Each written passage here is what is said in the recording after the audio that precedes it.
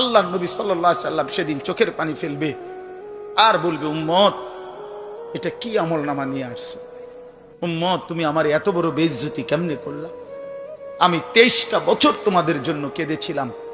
সারা রাত এশার নামাজের পরে নবী দাঁড়াইছে কানতে কানতে, ফজরের আজান পর্যন্ত নবী উম্মতের জন্য দোয়া করছে আর চোখের পানি ফেলছে। তায়েফের পাথরের আঘাতে পিঠটা ছিদ্র করে ফেলছি, ক্ষুধার কষ্টে পেটে পাথর বেঁধেছিলাম। উহুদের দান দান শহীদ করা রক্ত নিয়ে উহুদের ময়দানে পড়েছিলাম বেহুশ হয়ে। ঘরের চুলায় 3 মাস আগুন জ্বলে নাই। এত কষ্ট, এত চোখের পানি, এত ক্ষুধার কষ্ট, এত রক্ত, বিনিময়ে উম্মত এটা কি নিয়ে আসলাম? নামাজ কই, সেজদা কই, রুকু কই, ফজর জোহর আসর মাগরিব এশা কই, হারাম থেকে বাঁচা কই, হালাল উপার্জন কই, জিকির কই, তেলাওয়াত কই, আমার সুন্নত কই?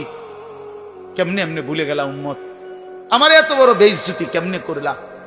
আমার এত বড় অপমান কেমনে করলা?